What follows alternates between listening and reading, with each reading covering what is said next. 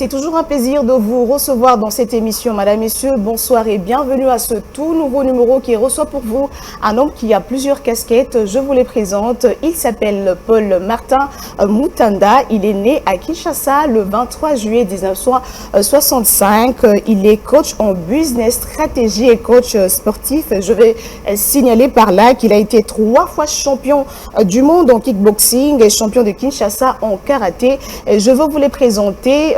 Au cours de cette émission, vous allez découvrir les plusieurs casquettes dont j'étais en train de parler plus tôt. En attendant, je vais dire bonsoir à l'invité et bienvenue. Bon, merci beaucoup. Bonsoir, Madame Emeline. Merci pour votre invitation. Comment allez-vous? Je vais très bien. Ça fait quand même plusieurs années que Vert Pâturage vous a reçu. Nous avons le réel plaisir de vous recevoir dans cette émission, surtout à Vert Pâturage Télévision. Encore une fois, bienvenue. Merci. Merci beaucoup. Alors, comment vous vous portez? Comment se portent les affaires? Moi, je me porte bien. Les affaires, c'est relatif, ce qu'on peut dire, hein, comment ça se porte. Mais en tout cas, les affaires de mon père se portent très bien. Alors, il y a quand même des gens qui nous ont recommandé, qui vous ont recommandé auprès de nous, qu'on vous reçoit parce que vous inspirez plus d'un.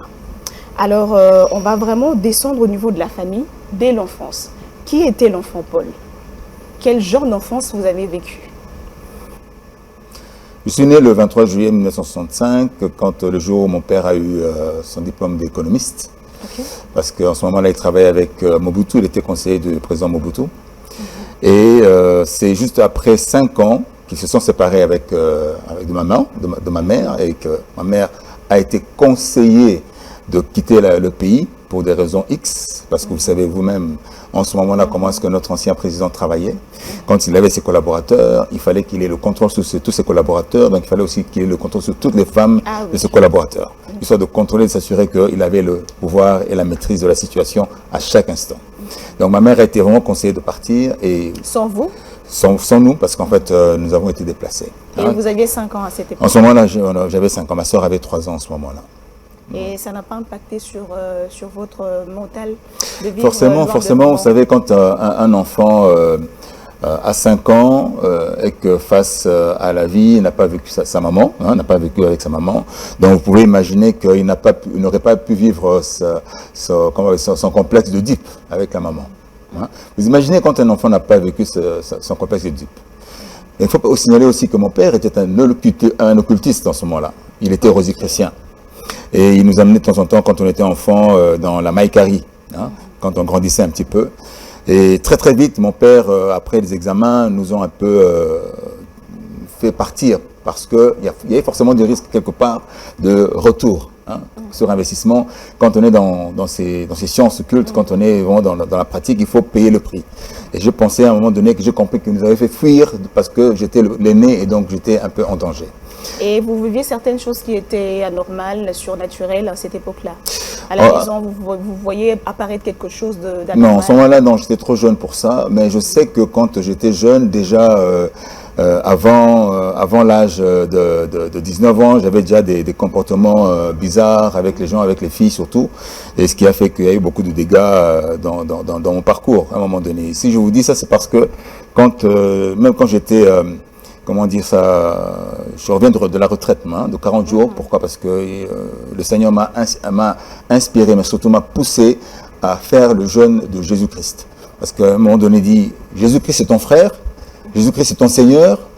Pourquoi est-ce qu'il est venu? C'est le chemin, la vérité, la vie. Alors pourquoi tu ne fais pas comme lui? Moi je dis, mais si je fais comme lui, j'essaie de chercher comme lui. Non, il dit, faire comme lui. Et puis il m'a inspiré le verset 1 Jean 2, 6 pour dire, celui qui demeure en Dieu, en Christ, doit vivre comme Jésus lui-même a vécu. Alors, on parlera de votre rencontre avec le Seigneur, mais en attendant, quel a été votre rêve pendant ce temps? Pendant ce temps, moi, j'avais le rêve, surtout quand je grandissais, d'être un grand business pousse-pousseur. Businessman pousse-pousseur. Le grand businessman de pousse-pousse. Pourquoi? Parce qu'en ce moment-là, j'avais beaucoup de succès auprès des filles, mais qui m'a poussé aussi à avoir beaucoup de dégâts. Ma première copine, je l'ai envoyée déjà avorter. Et à un moment donné, quand le Seigneur me l'a rappelé, il dit, si tu sais ce que tu as fait là, tu as fait le curetage sur une fille, moi aussi je vais te cureter de ton avenir. Dans ce que nous faisons, de fond, nous ne nous rendons pas compte. Et même, il y a eu finalement, je dis, mais vous avez, dans tout ton parcours, même avant tes 20 ans, 25 ans, tu avais déjà 4 filles qui ont avorté à cause de toi. Ce parcours-là, quand j'ai compris ce que c'est, en fait, j'ai compris qu'en fait, j'étais un tueur de 4 enfants. Ça, c'est le Seigneur qui m'a dit ça. Mais le tout, c'est de voir comment est-ce que l'enfant a grandi. Et jusqu'à ce que je devienne, en grandissant, j'ai vécu la difficulté que l'enfant n'avait pas vu sa mère, et donc il avait le complexe de Oedipe qui n'avait pas été vécu. Donc, ce qui fait que l'enfant que j'étais, que je grandissais, je cherchais maman. Tu vois, même quand j'avais 19 ans. Maman, maman. 20 ans. Et vous n'étiez pas en contact? Si, très très peu. À un moment donné, bon, elle était à Abidjan, donc du coup, on ne pouvait pas vraiment se voir. Elle est venue nous voir une fois, très court moment, etc. Mais c'est pour dire l'impact que ça a eu durant la vie d'un garçon que j'étais. Mais quand je grandissais, j'avais cette idée de dire, ok, maintenant je vais être pousse-pousseur, comme ça au moins je ne vais pas avoir du succès. Si j'ai une femme qui m'aime, elle m'aime vraiment pour moi. Or, dans mon idée, je cherchais en fait une maman dans ma vie. Et donc, ce qui fait que mon père ne m'a pas vraiment appris, et donc j'ai appris dans le tas la vie, dans ce que je me suis débrouillé. Et puis, quand à un moment donné, après le bac, parce que j'étais à Maloula, il m'a envoyé à Abidjan, et puis finalement, à Abidjan, très vite, je suis allé en Suisse. Alors, vous allez à l'école, à l'humanité, qu'est-ce que vous avez fait comme option? J'ai fait l'option mathématiques, physique. Mathématiques, physique. Toujours avec le même rêve? Toujours avec le même rêve, en fait. Parce qu'en fait, vous voyez, quand on dit j'ai le rêve de ne pas être trop riche parce que je veux avoir une femme qui m'aime pour moi-même, parce qu'avec le complexe de la maman qui était absente, mais en même temps, en moi, je vais réussir malgré tout. Donc, je fais mathématiques spéciales aussi, même à l'université en Suisse, hein, à l'EPFL, l'École Polytechnique. J'ai fait les mathématiques spéciales. Je suis devenu analyste programmeur en informatique. Et en même temps, pendant que je travaillais, pendant que j'étais étudiant, je travaillais, je me débrouillais. Et pendant 4 ans en Suisse, j'ai évolué, je suis devenu un des grands coachs en Suisse pendant ce temps-là. Et donc, je coachais les cadres, même les cadres de CAC 40, de la bourse, etc. Donc, j'ai évolué très bien en Suisse. Et à un moment donné, je me suis rendu compte que dans le retour, hein, comme on dit, ça c'est pour aller vite par rapport à vos questions, peut-être que vous allez me poser plus tard, il y a un esprit de pauvreté qui commençait à me poursuivre. Je vous expliquerai pourquoi. Parce qu'à un moment donné, le passé de père occultiste Maïkari, le fait de vouloir chercher à réussir sans vouloir vraiment, c'est comme s'il y avait une forme de décalage.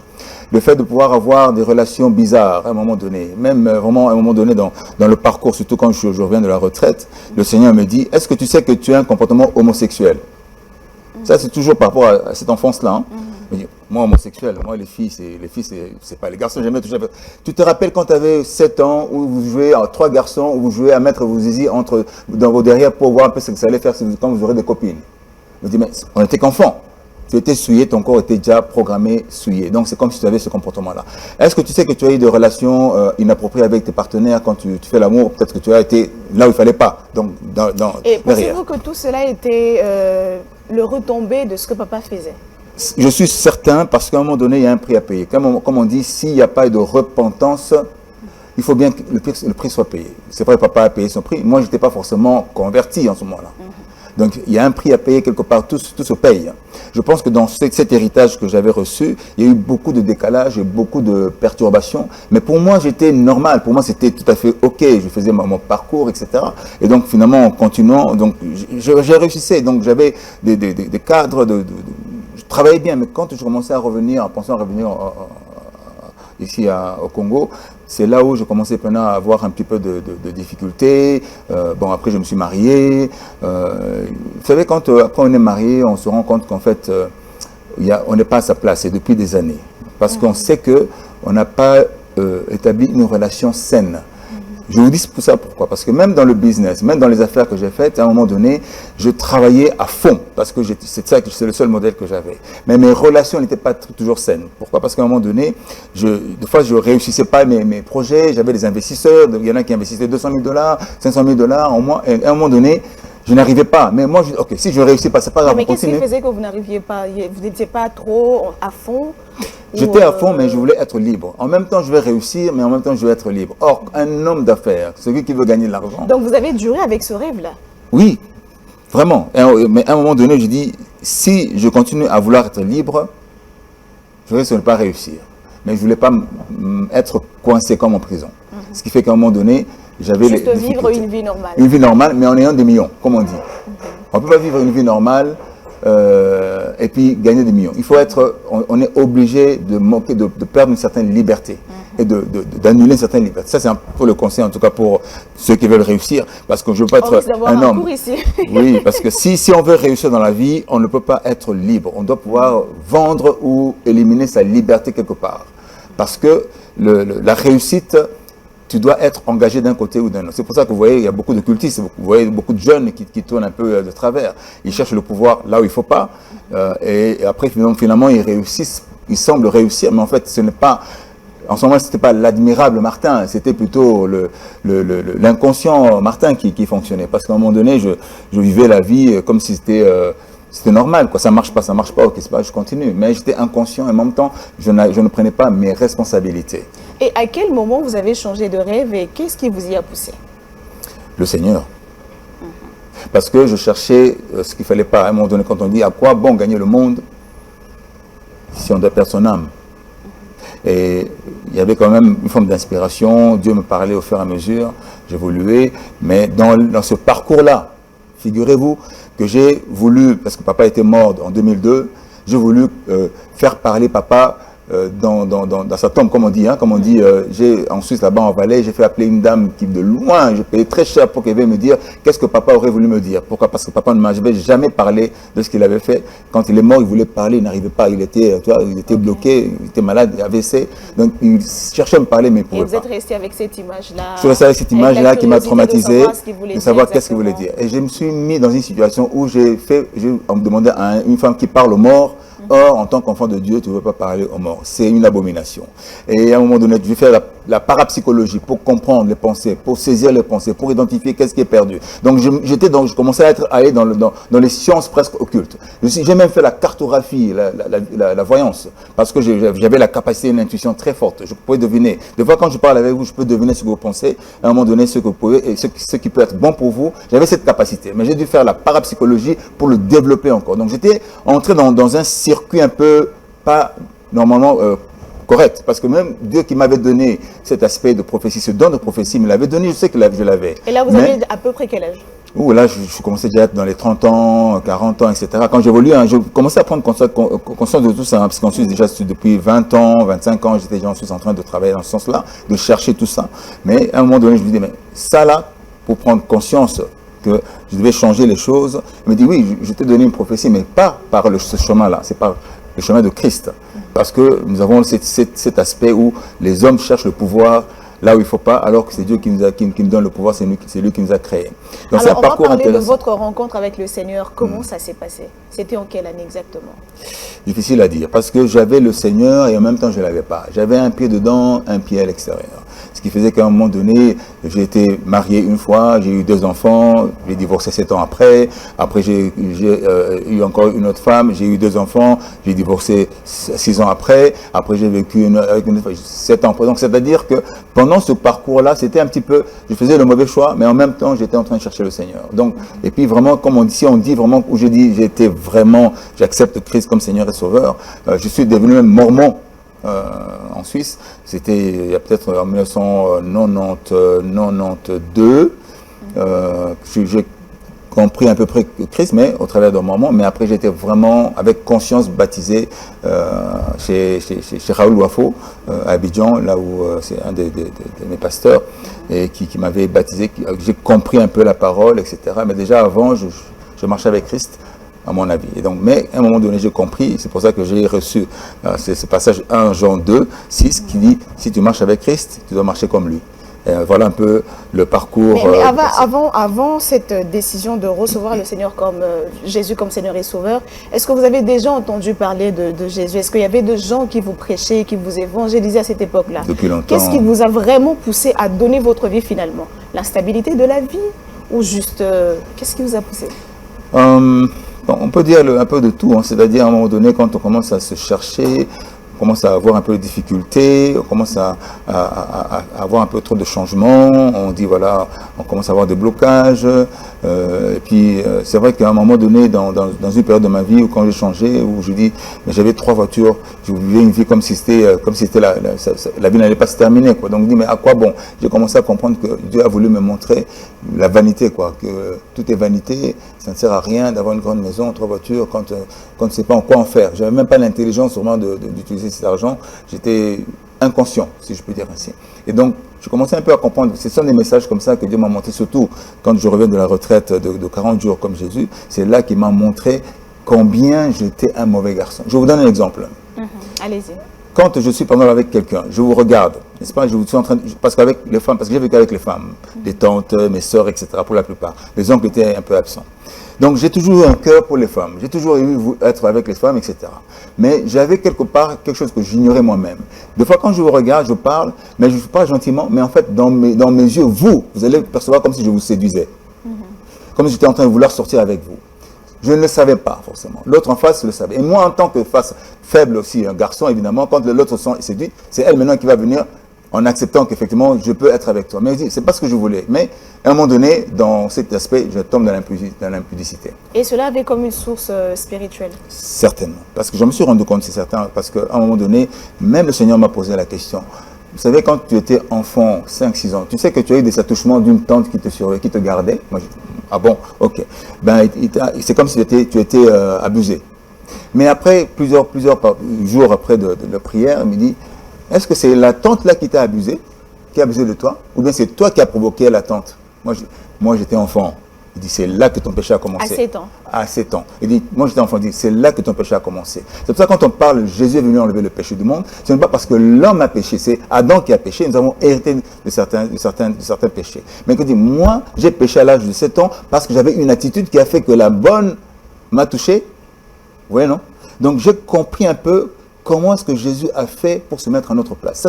Ça m'avait éclaté, comment, en disant, donc Jésus a voulu que je fasse comme lui. C'est pour ça que je t'ai envoyé à la retraite, pour que tu comprennes comment Jésus vit. Si tu ne sais pas marcher et vivre comme Jésus a vécu, tu ne comprendras rien. Donc ce que tu faisais, tu pensais que c'était bon, mais en fait, si tu te mets à la place de l'autre qui a vécu ça, tu comprends pourquoi Jésus s'est donné la mort pour toi. Alors vous venez en Christ après avoir vécu une vie assez, pas ordonnée au fait. Vous avez vécu avec une culpabilité, ça peut aider quelqu'un. Parce qu'on peut se dire, au vu de ce que j'entends dans le Seigneur, je suis quand même sale. Mais comment vous avez pu vous libérer de cette culpabilité-là? Emeline, je ne me sentais pas coupable. Moi, j'étais le plus sage. Même quand j'aimais la personne, la femme, je l'aimais. Mais quand ça se séparait, j'étais triste. Mais je ne savais pas que je faisais du mal. Okay. C'était inconsciemment. C'était inconsciemment. Je viens de me séparer de ma femme, Aurélia. Ça fait maintenant bientôt 5 ans. Pour moi, j'étais persuadé que ma femme n'était pas polie, elle parlait trop, elle disait n'importe quoi, elle mentait. Et c'est ce que je percevais, n'est-ce pas? Et puis elle ne me respectait pas, etc., etc. Mais en fait, je me suis rendu compte, pendant la retraite, que c'est elle qui avait raison. Pourquoi? Parce qu'elle n'avait pas confiance, en fait. Elle a perdu confiance dans mon attitude. Moi, je ne savais même pas ce que je faisais. Donc, moi, j'étais sage, j'étais calme. Je n'ai jamais trompé à un moment donné. J'ai dit au Seigneur, je n'ai jamais trompé ma femme. Je dis, tu es sûr? Pendant 8 ans de mariage, tu es sûr que tu n'as pas trompé ta femme? Tu te rappelles, la fille là, ça m'est revenu à l'esprit, dit, ah, mais tu l'as touchée, n'est-ce pas? Tu l'as regardée, n'est-ce pas? Tu n'as pas couché avec. Tu as dit, oh non, je n'ai pas été infidèle. Tu l'as touchée, tu l'as regardée, tu étais adultère.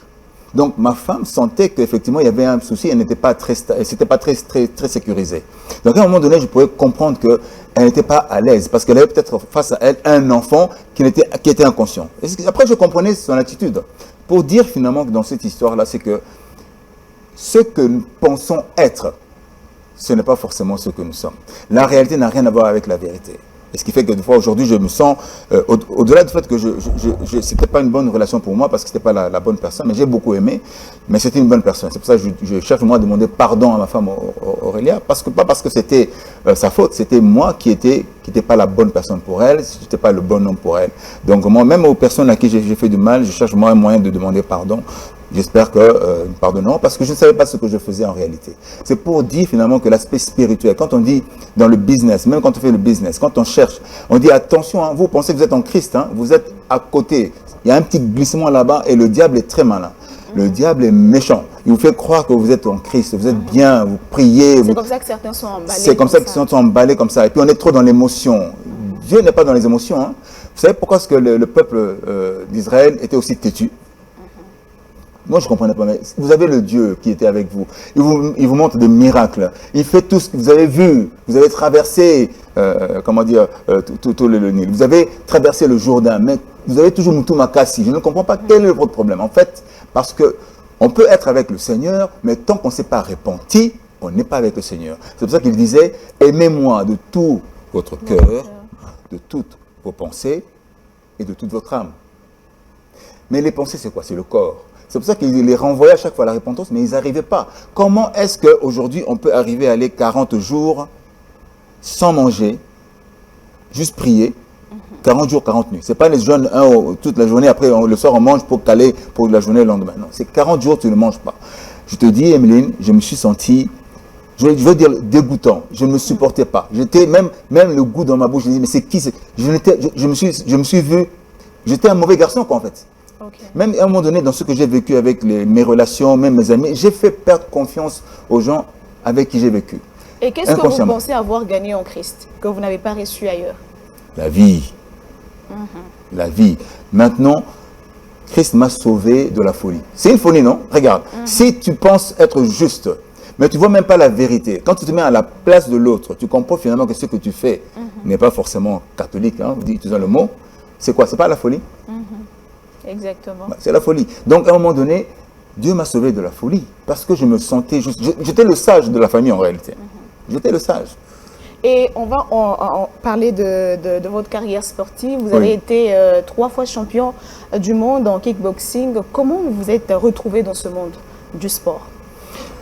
Quand j'étais ici, parce que j'ai commencé le karaté ici avec le maître Ndoto Tedi de Shokando, le grand maître Ndoto Tedi, c'est lui qui avait créé le système Shokando. C'est la philosophie qu'il avait des arts martiaux, c'est ce qui m'avait scié, quoi. Donc c'est ça, les arts martiaux que je voulais faire, c'était avec le maître Ndoto Tedi de Shokando. Et donc ça m'a permis de pouvoir travailler ma maîtrise, hein, l'aspect maîtrise de soi, maîtrise de l'adversaire, maîtrise de l'agresseur. C'est lui qui m'a appris tout ça. Donc je suis entré là-dedans parce que j'avais 9 ans. Et quand je vis avec mon père, à un moment donné, quand la relation avec le père n'était pas... Hein, j'étais un peu sensible, je dis, non, trop sensible, il faut que je fasse des arts martiaux pour que je me renforce. Comme Bruce Lee, l'idée de Bruce Lee. C'est ça qui a fait que j'ai commencé à faire les arts martiaux pour me renforcer émotionnellement, etc. Parce que je me trouvais très sensible. Ce qui fait qu'à un moment donné, en évoluant, j'étais champion ici, effectivement, mais je suis parti en Suisse, où j'ai été champion plusieurs fois, j'ai été même coach de l'équipe suisse, etc. J'ai même emmené l'équipe suisse dans le monde. Moi-même, j'ai été 3 fois champion du monde. Pourquoi? Parce que c'était dans l'idée d'être toujours, me dépasser moi-même. C'est-à-dire dans l'idée que je cherchais toujours la meilleure version de moi-même. Donc, dans tout ce que je faisais, je cherchais la meilleure version de moi-même. Dans les arts martiaux, je voulais être champion. J'étais 3 fois champion du monde dans la catégorie poids lourd. Et à un moment donné, je ne savais même pas comment utiliser ça. Parce que j'étais champion du monde, mais après, à un moment donné, quand j'étais champion du monde, c'est so what? C'est-à-dire, qu'est-ce qui se passe après? Est-ce que c'était les résultats de vos efforts ou il y avait quelques de petites festiches à côté? Non, jamais fait de festiches. Justement, c'est ce qui m'a fait arrêter la compétition parce que je voyais qu'il y avait trop de politique. J'ai toujours voulu faire les arts martiaux de manière correcte, avec la capacité mentale, avec ma concentration, avec mon hygiène de vie, etc. Aujourd'hui, ça fait... Bon, j'ai 60 ans aujourd'hui, mais j'étais encore compétiteur il y a, je veux dire, 30 ans, un vrai compétiteur, quoi. Mais je continuais à combattre. Les jeunes, des fois, n'arrivaient même pas à me faire bouger tellement que j'avais ce mental-là qui me permet de tenir. Là, c'est vraiment Dieu m'a fait grâce. J'avais un courage. Je sais que jusqu'à présent, j'ai le courage. Même le fait de vous dire ce que je dis, parce que vous savez bien, ce qui est mis en lumière... C'est pas donné à tout le monde. C'est pas donné à tout le monde. Mais ce qui est mis en lumière est lumière. En connaissant la parole, je dis, le diable ne peut pas m'avoir. Je veux pas que le diable me tourmente et utilise ma vie comme instrument pour m'avoir. Donc, je dois révéler, je dois demander pardon, je dois dire ce que le diable, comment le diable joue. Il faut faire attention parce que on croit être en Christ, on ne l'est pas du tout en Christ. Donc, il faut faire attention. Donc, c'est ce qui fait qu'aujourd'hui, je dois parler de ce que j'ai vécu pour m'assurer que les jeunes qui m'écoutent, les personnes même les papas qui ont 60 ans, 100 ans, qui croient qu'ils sont en Christ, le corps, tant que le corps n'a pas été en la repentance, je dis retour à la repentance.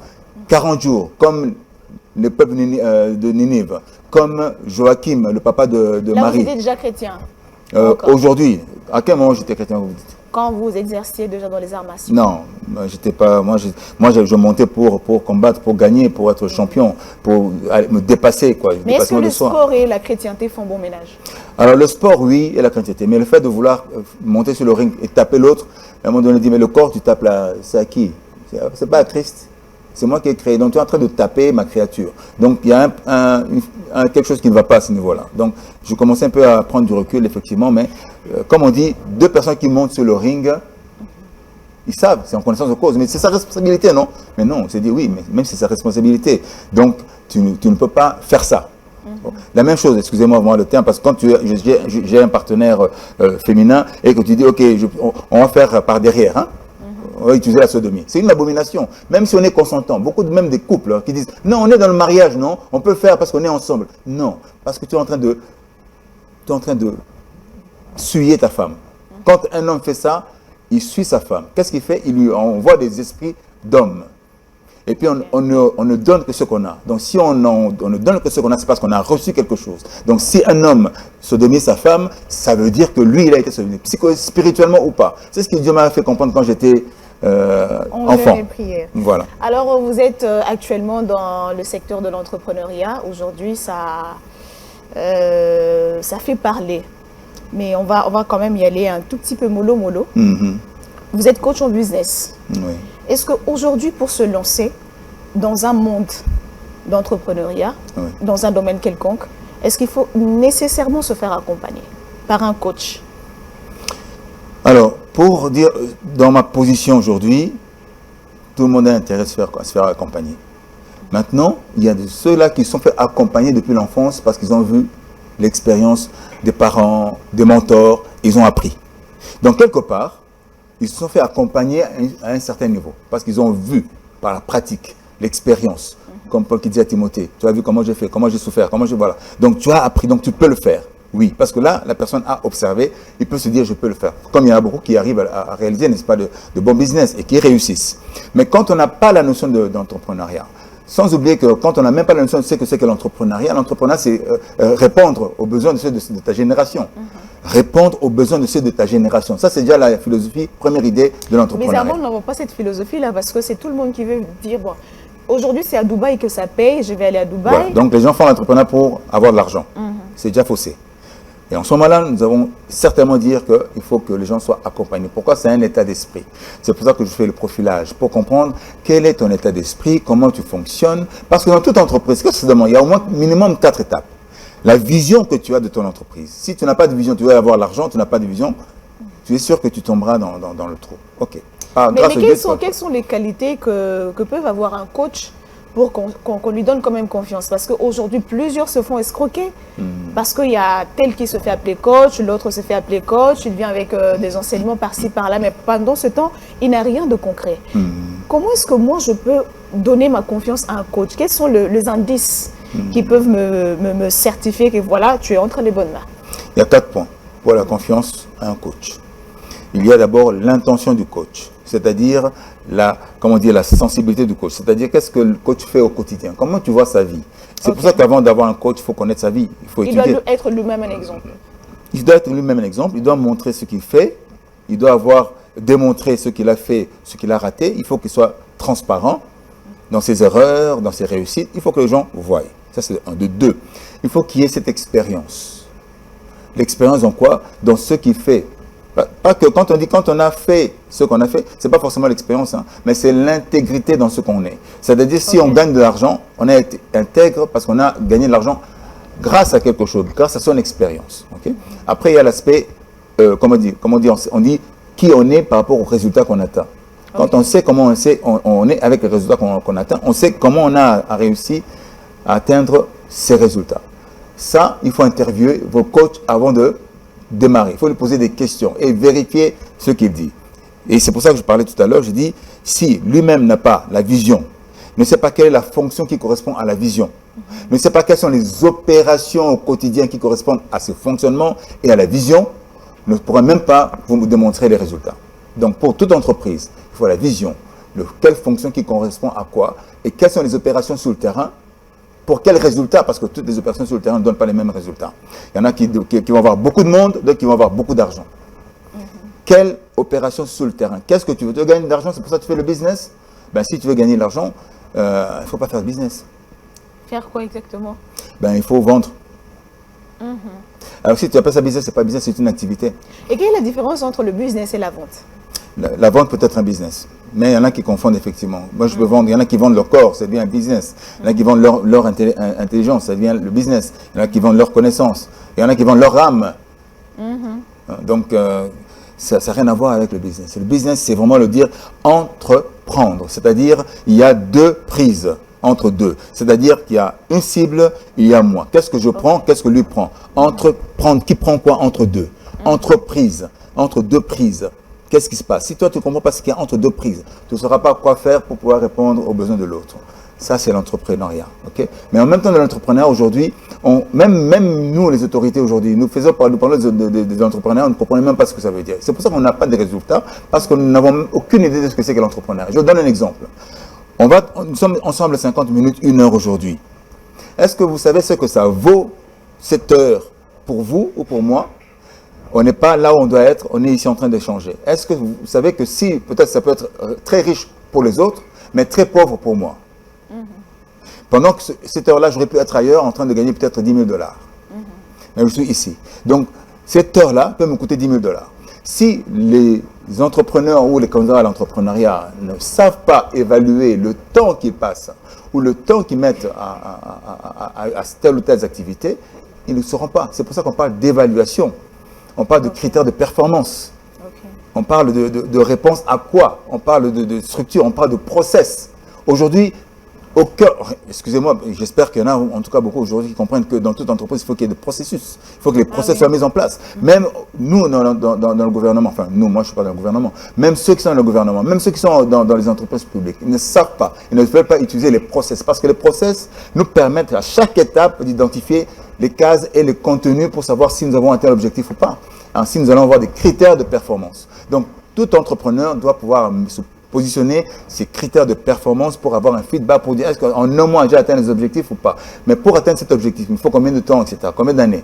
Personne ne le fait. On veut juste travailler pour gagner de l'argent, mais vite. Parce qu'aujourd'hui, même à l'école, vous voyez, même à l'école, aujourd'hui, on veut avoir des diplômes, mais on ne veut pas avoir la connaissance sur ça. Ah oui. Alors, vous êtes CEO de Systemage, cabinet d'accompagnement. Oui. Qu'est-ce qui vous a poussé à créer ce cabinet?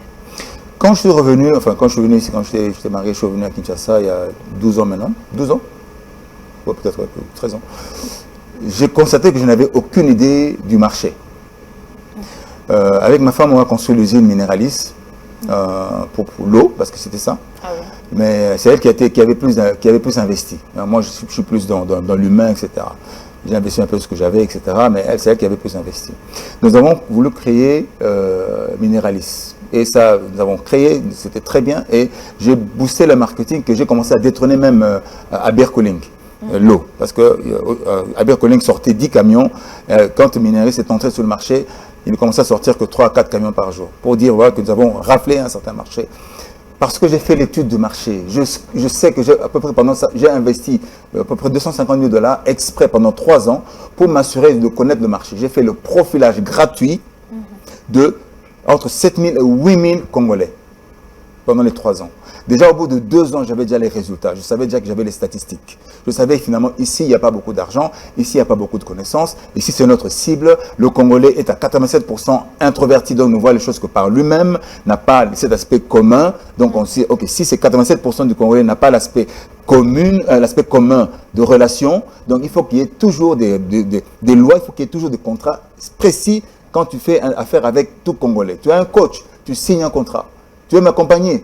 Contrat. Parce que le Congolais, quand tu ne fais pas ça, tu risques d'être surpris parce que tu ne vas pas voir les résultats de ce que tu veux. Est-ce que vous avez pu quand même convaincre facilement les gens à venir se faire accompagner par vous, par Systemage? Oui, et puis les gens, aujourd'hui, vous savez, allez à la présidence, vous verrez combien de gens ont été accompagnés par Systemage. Allez dans les institutions, au ministère de Plan, par Systemage. Chaque fois quand j'arrive, oh, mais c'est grâce à vous que je suis ici. Hein. Les gens qui m'appellent aux États-Unis, c'est grâce à vous que je suis ici. Parce qu'ils ont compris, ils ont compris la pertinence. Pas tout le monde. Et après, à un moment donné, il faut que les gens continuent à s'intéresser à ça. Parce que c'est toujours la première étape. Le profilage, c'est une première étape. Après, il faut maintenant dire comment est-ce que je vais me positionner et comment est-ce que je vais performer. Ça, c'est toujours le profilage. Mais il est important que les gens se fassent accompagner. Mais au moins pour avoir un plan, pas forcément un plan, business plan, mais un plan d'action pour s'assurer. Est-ce que votre business correspond aux actions que vous entreprenez? Est-ce que votre business correspond à votre personnalité? N'oubliez pas que vous avez une personnalité qui fonctionne tous les jours, 24 heures sur 24. Est-ce que cette personnalité va pouvoir répondre aux besoins et aux obligations de le business que vous voulez créer? Ça, il faut s'assurer. Sans le profilage, beaucoup de gens n'y arrivent pas. Le profilage, c'est comme une arme à construction massive. On oublie qu'il faut construire une entreprise, ça se construit. Il y a l'architecture, il faut construire après. Mais tant que tu n'as pas le profilage, tu n'as pas l'arme à construction massive. Tu n'auras qu'une arme à destruction massive en toi. Parce que ta personnalité ne correspondrait pas avec le business. Je vais faire ça comme les autres. Or, ta personnalité à toi, ton fonctionnement à toi, ton intelligence a une particularité que si tu l'utilises très bien dans un secteur, tu vas performer naturellement, parce que sans que tu aies même besoin de faire des efforts, parce que ce sera naturel. Qui est-ce que tu as vu quelqu'un se couper l'arbre sur le pied pour échouer? Qui est-ce que tu as vu que quelqu'un qui travaille dans son domaine, qui va entrer dans la corruption? Difficile, parce que si j'entre dans la corruption, je me coupe moi-même ma ressource. Parce que je suis dans mon domaine, je suis là où je suis. Je ne peux pas me tuer, comme on dit. Donc, quand on a le profil, on sait comment on fonctionne, on sait dans quel environnement on va travailler, on sait avec qui on va travailler, on sait avec quelle équipe on va constituer pour s'assurer que la machine va fonctionner comme un véhicule, comme une voiture. Le volant est à sa place, les pneus sont à sa place, les sièges à sa place, le moteur à sa place, le contact à sa place. Mais toi, tu mets le contact sur le toit et tu mets le volant à côté, à la place de roue, et la roue à la place du guidon. Tout est bousillé, tu ne peux pas y arriver, en tout cas pas au bout d'un certain temps. Et au-delà de l'accompagnement, quelles sont les autres missions que poursuivent Système Age? Alors moi, Système Age, j'ai commencé depuis la Suisse. C'est pour ça que j'avais des cadres CAC 40. J'avais des patrons, j'avais Jean-Claude Biver, montre Omega, Jean-Claude Biver. J'avais CAC 40, j'avais aussi beaucoup de... Bon, il y a beaucoup de cadres que j'avais à un moment donné qui j'accompagne. Donc j'ai aussi compris le principe de fonctionnement. Il y a beaucoup de gens qui sont dans la bourse, qui étaient mes clients, etc. Bon, pour répondre à votre question, c'est que moi, c'est l'humain. Je cherchais à accompagner l'humain. Même quand je donnais le cours à IMDC, International Management Development, les cadres qui venaient du monde entier, c'est là que j'ai compris que peu importe, tu gagnes des millions, mais c'est l'homme qui est le facteur déterminant dans tout ce que tu fais. Dans tout ce qu'on fait, c'est l'homme. L'homme peut perdre, comme moi j'ai eu à perdre, à gagner, à perdre. Donc c'est l'homme. Tant que l'homme n'a pas compris qui il était, peu importe qu'il gagne des millions, il va perdre. Donc il faut comprendre qui on est. Donc ici, l'idée, c'est qu'il fallait emmener les gens à savoir qui ils étaient pour que je puisse les rendre encore plus performants. Les gars qui gagnaient des millions avaient besoin de Martin. Pourquoi? Parce qu'ils savaient qu'il y avait le risque. Parce qu'ils ont compris qu'il y a une limite à tout. À un moment donné, le mental peut se casser. À un moment donné aussi, la psychologie ou le spirituel peut aussi être cassé. C'est pour ça qu'il y en a beaucoup qui vont dans les magies, etc., dans la magie. Parce qu'ils savent qu'ils n'ont pas la puissance, ils n'ont pas la force. Et donc, du coup, ça devient difficile. Et c'est pour ça que dans l'accompagnement, j'ai utilisé beaucoup de techniques de maîtrise de soi, grâce aussi aux arts martiaux que Maître Ndoto Tedi m'avait aussi inspiré. Et puis, à un moment donné, je les ai accompagnés aussi dans le corps. Le corps, c'est quoi? Le corps, c'est le mécanisme, c'est des schémas. C'est-à-dire, moi, je dis, je suis banquier, par exemple. Je suis banquier. Et que je suis banquier, quand je viens à la banque, je suis en train de marcher comme un Yankee. Ça, banquier, vraiment, tu vois, tu te brises un peu, cette incohérence-là. C'est ce qu'on voit partout. Alors, les gens veulent être cohérents dans ce qu'ils font. Ils veulent être performants. Et puis, pour y réussir, il faut démontrer ton attitude. Il faut démontrer ton intégrité. C'est pour ça qu'on parle de confiance, n'est-ce pas? Et ça prend combien de temps, cet accompagnement-là? Tout dépend, parce qu'il y en a qui n'ont pas besoin de trop de temps, il y en a qui ont besoin juste de changer un petit truc. Par exemple, je donne un exemple, il y a beaucoup de gens, j'ai coaché beaucoup de gens qui ne pouvaient pas prendre l'avion, ils avaient peur de l'avion. Donc, c'est-à-dire qu'ils prenaient l'avion une fois par mois, alors qu'ils auraient pu prendre 10 fois pour gagner plus. Okay. Donc, je les ai enlevé la peur de l'avion, par exemple. Et qui maintenant, ils prennent l'avion, etc. J'ai une dame en Suisse qui a le talent d'écrire, le talent d'écriture, mais elle n'osait pas écrire parce de quoi elle avait peur. Donc, un coaching peut-être de 3 séances avec elle. Aujourd'hui, elle a 25 livres qu'elle a déjà publiés. D'autres cadres, bon, il y a plein d'exemples. Bon, ça, après, il y a des exemples tout bêtes. Hein. Une dame qui a tellement peur des araignées que quand elle entre, quand il y a trop de monde comme ça, elle n'ose pas avancer, donc elle a peur, elle stresse. Parce que l'araignée monte les pattes. Donc, du coup, cette idée de l'araignée fait qu'elle n'ose pas aller quand il y a du monde. Et cela est un frein aussi forcément pour son business, pour s'exprimer, le stress, parler en public, etc. Donc, pour dire que c'est l'homme, et c'est ce qui m'a fait emmener à faire. Vous faites également un travail psychologique. Forcément, il y a un travail psychologique à faire, parce qu'à un moment donné, vous savez, la psychologie, c'est de la perception au comportement. Si tu vois quelque chose qui t'influence à un comportement, ben, tu dois changer cette perception pour que tu aies un autre comportement. Sans oublier que l'émotion est là. Mais nous, l'homme, souvent les heureux, même les grands patrons, sont toujours à l'écoute de leurs émotions. Danger. Comme on dit, danger. Quand on écoute ces émotions, on est mal barré. Il ne faut surtout pas écouter ses émotions. Il faut prendre l'information de l'émotion, mais pas l'écouter. Tu prends l'information, oh, la situation est telle. Ok, maintenant, quel est le sentiment que je dois susciter pour que je puisse avancer malgré cette émotion? Vous voyez? C'est ça qu'on dit. Et quelles sont les difficultés que vous rencontrez en échangeant avec les gens qui viennent se faire accompagner avec vous? C'est la collaboration. Si la personne ne collabore pas complètement, si la personne n'ouvre pas vraiment, comme on dit, son cœur, et ne démontre pas ses faiblesses, je ne peux pas l'accompagner. Moi, je ne suis pas magicien. Ce qui veut dire que la réussite dépend de deux. C'est la collaboration. Okay. Parce que c'est comme une équipe. Moi, j'ai les outils, j'ai la distance qu'il faut, j'ai l'expérience qu'il faut. En 2-3 minutes, je peux te dire, voilà le problème qu'il y a ici, sinon tu n'y arriveras pas. Vas-y si tu veux. Mais cette expérience-là, avec tout ce que j'ai vu, c'est pour ça qu'avec les cadres, j'ai pu vraiment identifier les points clés pour la réussite. Quand je vous ai dit que la liberté, c'est un des points importants, quand tu fais le business, tu enlèves ta liberté. Bossana. Le matin, on a lingui, non. Tu te limites. Même Paul. Moi, je n'avais pas compris pourquoi Paul aimait tellement la prison. En fait, Paul aimait la prison, vous savez pourquoi? Il était plus libre en prison qu'à l'extérieur. Ça, c'est autre chose, mais on en parlera une fois à l'occasion. Mais c'était ça. Donc, la liberté, si tu cherches la liberté, tu es mal barré. Quand tu fais du business, oublie ta liberté. Enferme-toi, laisse tes plaisirs à côté. Ou bien tu es enfermé et tu es prisonnier du diable, ou tu es prisonnier de Christ. Donc tu ne peux pas être libre pour réussir.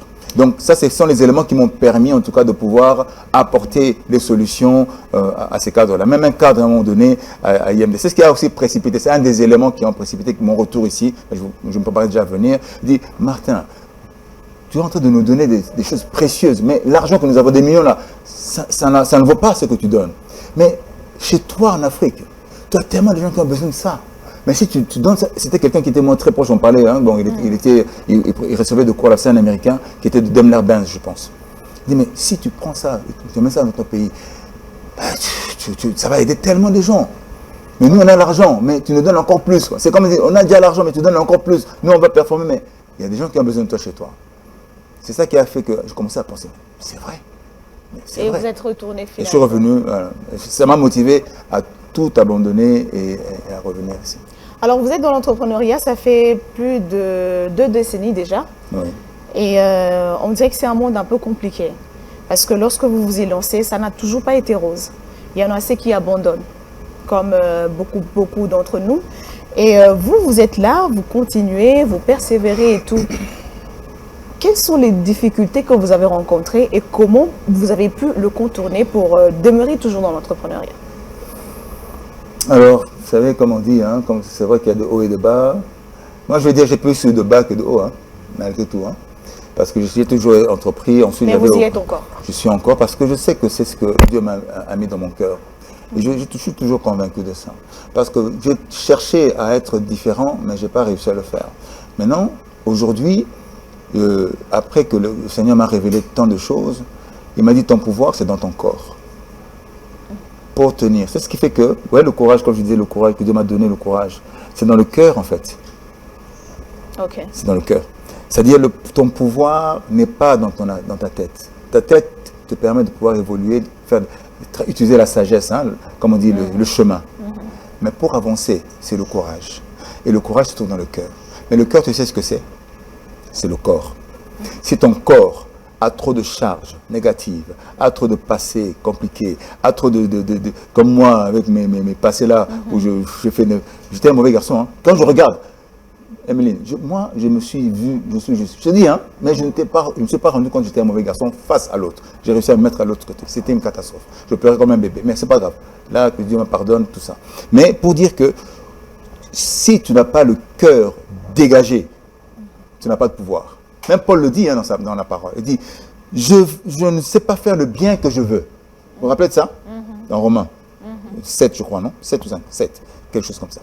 Je ne sais pas faire le bien que je veux, mais je fais le mal que je ne veux pas. Mais qui va me délivrer de ce corps? Malheur à moi. Parce que tu veux, ton entendement veut, mais tu as la loi qui t'arrache. C'est pour ça que Dieu dit, Dieu ne change pas, hein. Dieu a changé à rater. Hein. Depuis le temps, il est toujours le même. Qui a dit que Dieu a changé parce qu'on est en Christ? Tu es sauvé, je suis sauvé, oui. Mais tu n'es pas repenti, ton corps est encore chargé. Est-ce que tu veux monter au ciel nu ou avec ton corps est couvert de ton corps céleste? Ça, c'est ton choix. Donc, les difficultés ne sont pas un frein pour persévérer dans ce Non, les difficultés sont au contraire des challenges, des opportunités justement pour voir, ah ok, la prochaine fois quand je vais ça, je vais anticiper. C'est pas du tout un frein. Et donc, ce serait même, comme on dit, je disais, Paul était content d'être en prison. Il faut être content de passer par la difficulté. C'est pour ça que Dieu dit, je passerai, même quand je passe par l'ombre de la vallée de la mort, le chemin, la vallée de l'ombre de la mort, je serai avec toi. Il faut passer par là.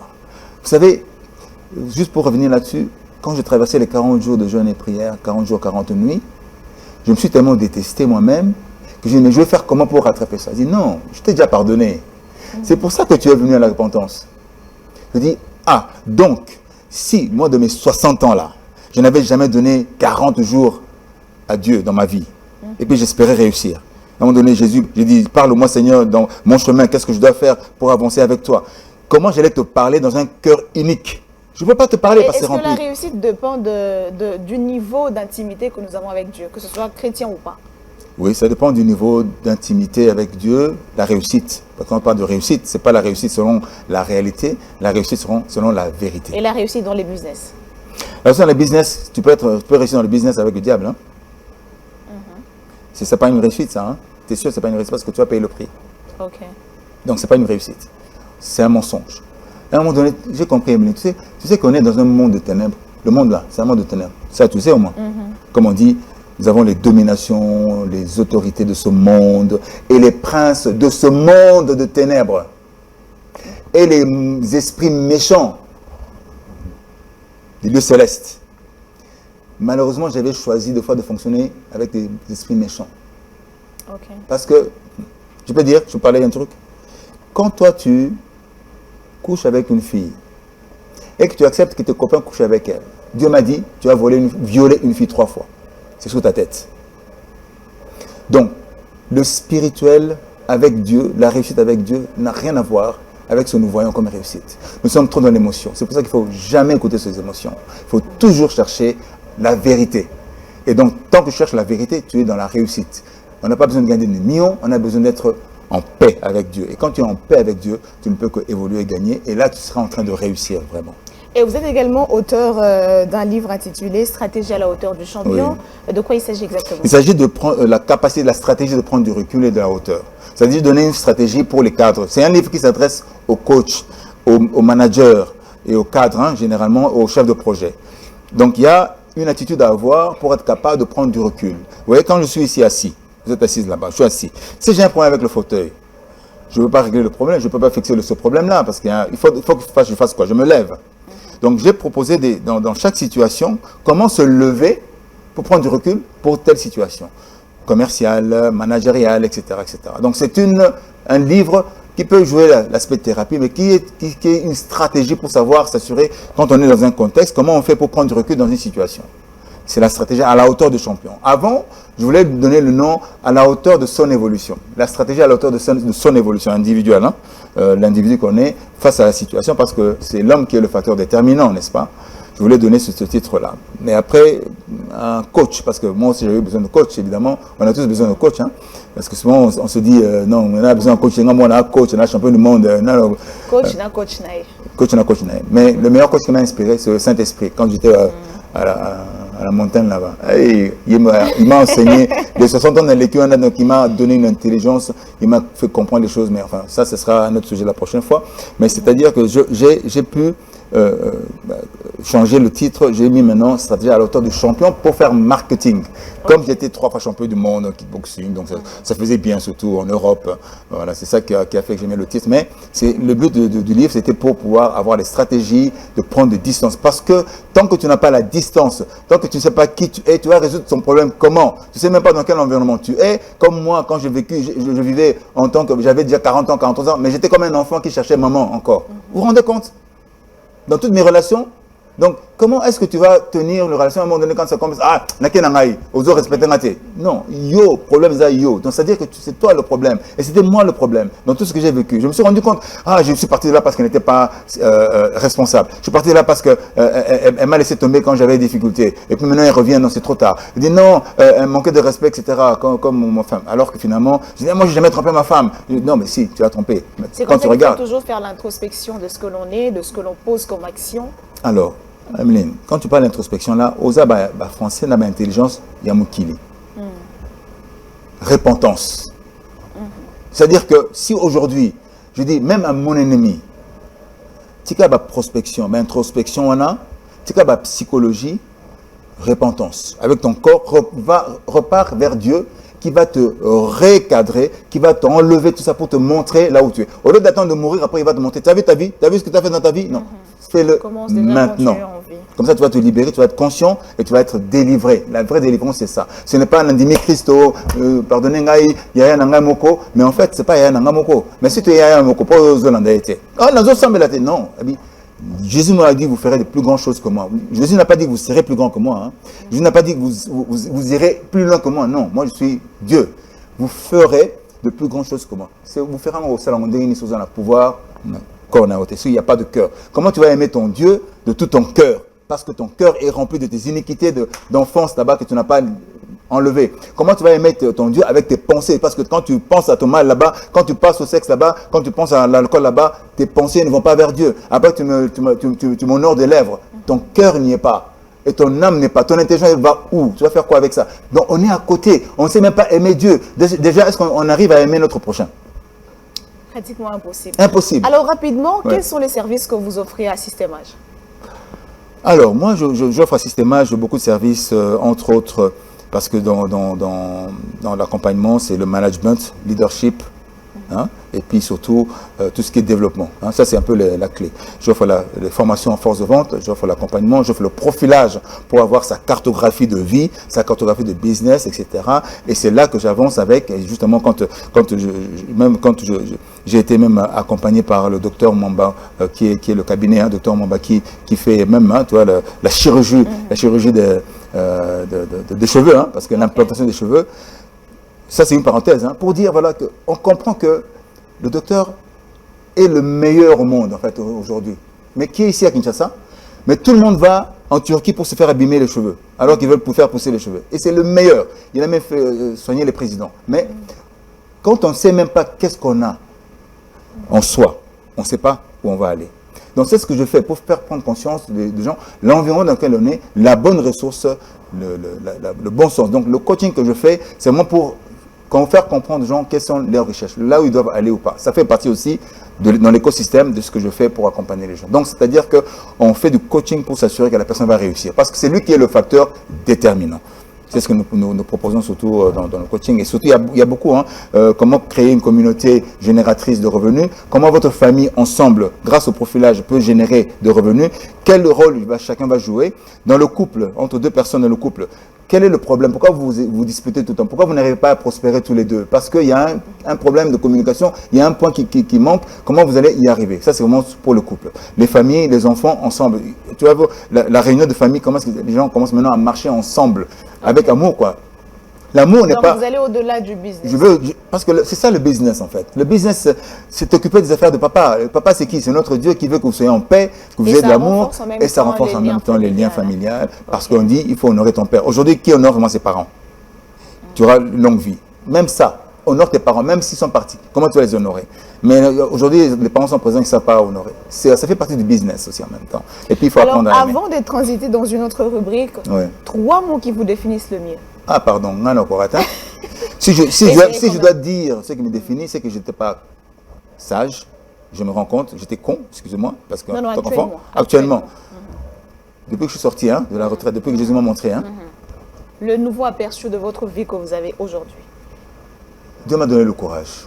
Dieu m'a donné à être vrai. Et aujourd'hui, avec la maîtrise de soi, j'arrive maintenant en fait à porter la patience de cette maîtrise de soi, malgré des difficultés. Tu vois, des fois, on est dans une phase descendante, à un moment donné dans le business, malgré les difficultés, je suis toujours dans la patience. Même si je suis impatient, mais je sais que, quoi qu'il en soit, le Seigneur va faire ce qu'il a dit, il le fera. Donc, ce sont ces caractéristiques, si je peux dire ainsi, à chaud comme ça, parce que je ne sais pas me présenter, c'est vous qui allez me dire mes qualités. Alors ça, c'était selon vous. Mais on a eu quand même l'opportunité de poser la question à certaines personnes qui ont eu à vous côtoyer. Et je ne sais pas si ça va vous choquer, mais ils ont un autre aperçu de vous. C'est vrai. Que je vais vous inviter à suivre. juste au-devant de vous. On va revenir après pour discuter. Ok. Yadjo, c'est parti.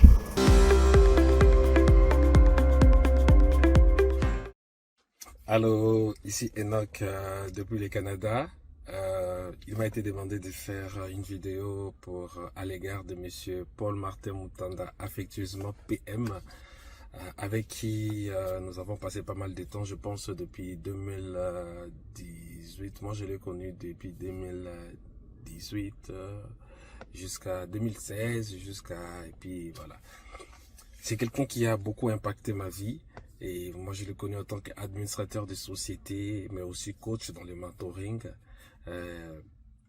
Il m'a pas mal forgé, il m'a adopté. Je l'ai trouvé avec d'autres collègues avec lesquels il travaillait déjà. Mais je suis venu à son côté, j'ai travaillé avec lui, secrétariat, et puis j'étais très rapproché. Et nous avons fait vraiment de bonnes choses ensemble. Et je crois que cela aussi a pris un sens positif par rapport à moi-même. Et parce que j'ai appris beaucoup de choses avec lui, maîtrise de soi, force de vente, comment se vendre, découverte de soi surtout. Parce qu'il est très fort dans le profilage. C'est vraiment, ça c'est vraiment son couloir. Et que dire de PM? Vraiment un homme impressionnant par sa taille. Vous pouvez le voir comme il est là, très costaud. Un boxeur poids lourd, excellent champion du monde. Et donc, il influence les caractères, les charismes, surtout qu'il est beau. Là, il faut le dire. Donc, il influence vraiment. Mais ce que nous aimons, son influence va au-delà du physique. C'est aussi un homme de Dieu puissant. Donc, un outil que le Seigneur est en train d'utiliser pour la génération de maintenant. Donc, pendant qu'il est vivant, profitons de lui. Écoutez-les, c'est un bon orateur, il sait capter son auditoire, il sait bien parler, il maîtrise ce qu'il fait et il connaît sa mission pour laquelle le Seigneur l'a amené ici sur la terre. Je suis très content de porter un témoignage à son égard et j'espère qu'il se rappellera de moi, parce que je sais qu'il va se souvenir. Et donc, on était avec Grady et Jesse à Systémage. Et donc, voilà. Que le Seigneur le bénisse. Qu'est-ce que je souhaite pour M. Paul Martin? Du succès dans tout ce qu'il entreprend. Qu'il continue d'impacter la génération actuelle, parce que nous avons besoin de mentors qui n'ont pas seulement qui nous écrivent des histoires sur des livres, mais aussi qui nous montrent concrètement ce qu'ils ont établi avec la grâce et les potentialités que le Seigneur a mis en eux. Demeurez bénis et j'espère que vous allons vous recevoir ici au Canada. Et voilà. Bye bye. Bonjour, je suis Dorian. Voilà, je suis le petit frère de Yamarta, Mutanda. J'ai le plaisir d'être dans cette émission pour témoigner de l'homme qu'il est. Un homme de défis, un homme qui sait remporter les défis. C'est un homme aussi qui peut rendre n'importe qui vraiment meilleur. C'est un coach de vie, mais il a tellement de tips, il a tellement de choses à donner, il a tellement à distribuer, il a tellement d'amour, il a tellement de leadership qu'il est difficile d'être à son contact et d'être indifférent. En tout cas, Yamarta, moi je te dis, tu as changé depuis notre rencontre. Que Dieu te bénisse et que tu puisses demeurer l'homme que tu es merveilleux. Alors, Martin Mutanda, tout d'abord, c'est un grand frère pour moi. C'est une personne formidable. C'est une personne qui est pleine d'énergie positive, qui draine les gens à devenir la meilleure version d'eux-mêmes. C'est un professeur aussi, c'est un mentor aussi, il faut pas qu'il change au fait. C'est une personne extraordinaire. En tout cas, j'aurais tellement de choses à dire sur Martin Mutanda qu'il me faudra plus qu'une minute, plus qu'une présentation. Mais ce que je peux vous dire, c'est une force de la nature, c'est une personne qui est attachée à l'amour de Dieu, c'est un homme de Dieu et c'est une personne qui est capable de transformer et qui a un mandat, je pense, pour apporter son expertise pour qu'on puisse se développer, pour se déployer. Voilà tout ce que j'ai à dire et bien plus d'autres choses si une occasion se présenterait de pouvoir parler de lui. En tout cas, merci de m'avoir donné l'occasion de parler de toi, Martin Mutanda. Yeah, Martin! Yeah! Bye bye. À toutes. Alors, bonjour Monsieur Paul Martin. Alors, en 2 minutes, un petit témoignage. Déjà, pour commencer, je suis très reconnaissant de passer par vous. Vous avez fait tellement beaucoup qu'en 2 minutes, ça sera impossible de vous définir en tout cas. Si je peux dire quelque chose par rapport à la personne que vous êtes, je dirais simplement que vous êtes quelqu'un de très généreux, de très calme, surtout ça. C'est parmi les choses qui m'a beaucoup attiré à travailler avec vous. Très calme, très posé, surtout par rapport à vos prises de décision. Moi, j'ai toujours un témoignage que je garde de vous par rapport à votre générosité. Ça m'a tellement affecté que j'en parle souvent aux gens avec qui on travaille depuis un moment. Je ne sais pas si peut-être vous pouvez vous rappeler de ça. Il y a un moment où vous avez pris la décision de payer une formation à une 50aine de personnes, une formation sur la spiritualité. C'était l'école du surnaturel. Moi, ça m'a beaucoup affecté de voir beaucoup de gens, de voir comment vous avez mis votre temps, votre argent pour faire passer tous ces gens-là à suivre une voie, la voie de Dieu. Ça m'a vraiment beaucoup affecté et c'est pas une fois, vous l'avez fait plusieurs fois. Et j'en parle souvent aux gens, je dis c'est pas donné à tout le monde de faire ça.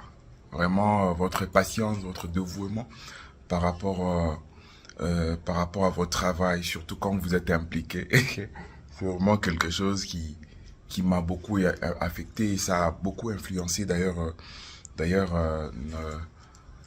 ma manière de travailler aussi depuis un moment.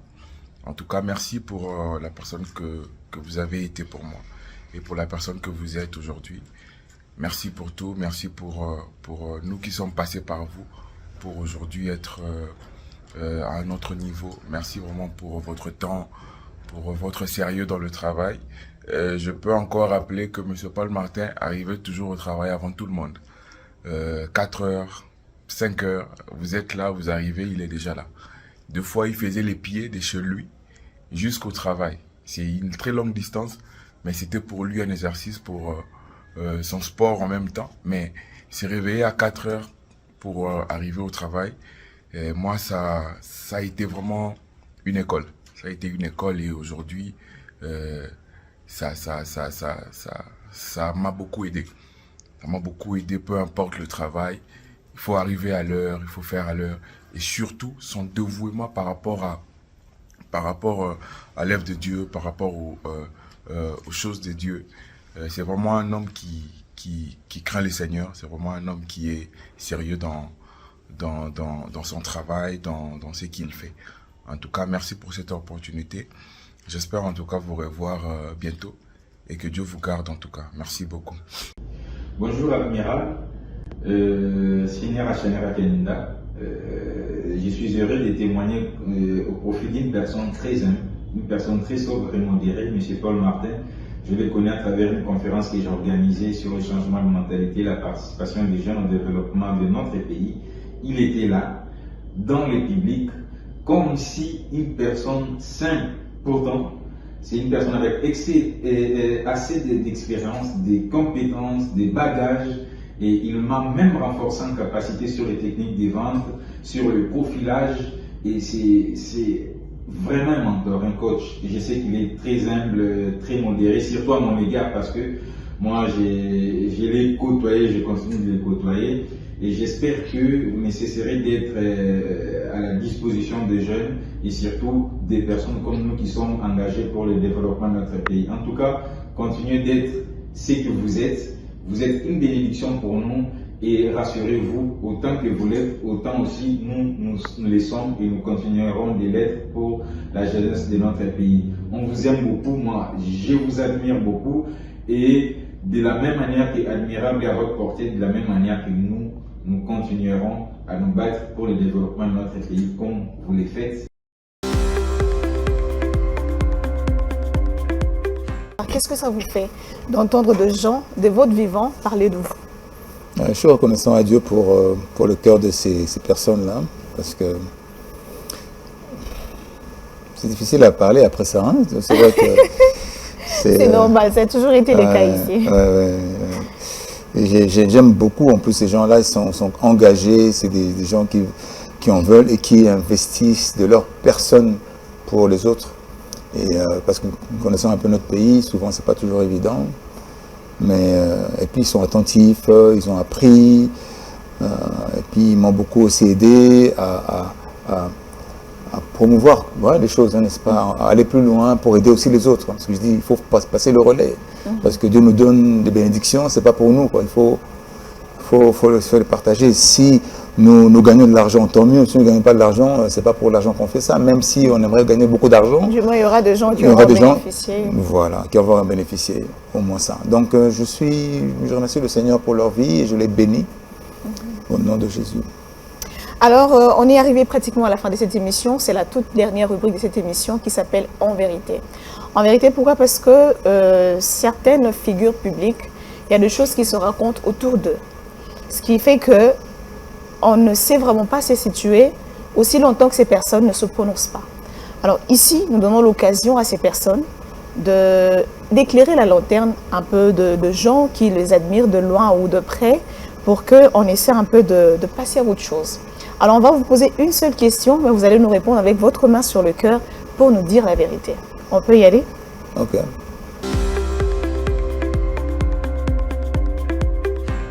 Votre main sur le cœur. Alors, une seule question pour vous, en vérité. Monsieur Paul Martin Moutanda étant CEO de Systemage, vous offrez vos services à seulement une catégorie de gens. Le tarif étant très coûteux, ce n'est pas accessible aux citoyens lambda. Vrai ou faux? Avant de c'est ce que vous pensez ou bien c'est ce que les gens pensent? C'est ce qui se dit surtout. C'est ce qui se dit? Ok. Alors si c'est ce qui se dit, c'est que c'est vrai, parce que si les gens le disent, c'est que c'est vrai. Mais c'est relatif par rapport au pouvoir d'achat. C'est vrai que je vise peut-être une catégorie, mais je donne à une autre catégorie. Vous voyez, non? Quand je donne, je ne demande même pas, en fait. Je fais. Mais quand je demande à ceux qui ont le pouvoir d'achat, effectivement, c'est accessible pour eux. S'ils disent que c'est élevé, je dis, ils ont certainement raison, parce qu'ils le disent. Mais c'est vrai que dans l'approche que je donne, ma cible principalement, effectivement, c'est les gestionnaires de projets, c'est les directeurs de projets, c'est les dirigeants d'entreprise, c'est ceux qui ont les investissements pour leurs projets, parce qu'ils ont l'opportunité de coacher les autres, ils ont l'opportunité d'entraîner les autres, ils ont l'opportunité d'avoir une équipe qui vont accompagner. À ceux-là, doivent mettre, comme on dit, le budget sur ça, parce que ça va les aider à aider les autres. Parce qu'il y en a qui touchent 1000 personnes, d'autres qui touchent 10 000, d'autres qui touchent 100 personnes. Donc à eux, je dois leur mettre le prix. En plus, c'est pas forcément le prix réellement. On s'adapte au marché. Par exemple, moi, en Suisse, généralement, mon heure coûtait 350 francs suisses pour l'heure. Donc, c'est-à-dire qu'aujourd'hui, en RDC, je ne veux pas me permettre de demander ce prix-là. L'heure, 380, 400 dollars l'heure. C'est tout un salaire d'un travailleur. Donc, ce n'est pas possible. Donc, on s'adapte. Donc, ce n'est pas vraiment le message. Bon, je comprends, mais ce n'est pas vraiment ça le but recherché. Mais c'est en échange, comme c'est un travail, quand je m'investis, je vais jusqu'au bout et je m'assure aussi d'avoir des résultats. Et donc, il y a un échange. C'est ça qu'on appelle l'entrepreneuriat. Qu'est-ce que tu veux que je donne? Qu'est-ce que toi, tu vas me donner? En échange. Maintenant, ce que moi, je fais pour la jeunesse, généralement, je fais gratuitement. Et puis, des fois, à un moment donné, je dis pour que le pays puisse en bénéficier, que moi, chaque Congolais, en même temps, ensemble, paye, je ne sais pas moi, $1 ou $2, par exemple, pour un profilage, par exemple. Ça peut être accessible à tous. Mais pour autant, qu'il y ait un certain nombre pour pouvoir justifier aussi, parce que ça demande quand même la logistique pour faire tout ça. Donc, en gros, vous êtes le formateur des formateurs. Oui. Ok. Alors, c'était un plaisir de vous avoir sur ce plateau, un plaisir de vous avoir entendu répondre à nos questions. Nous vous souhaitons bonne suite dans votre carrière et surtout plein de succès à vous. Merci d'avoir répondu à nos questions et on se retrouve peut-être au prochain numéro. Merci beaucoup, Ameline, de m'avoir invité. Je suis content. Soyez bénis. Amen. Alors, on va vous dire merci, chers messieurs et dames. Merci pour votre attention soutenue. On va se retrouver au prochain numéro avec un autre admirable. Bye bye.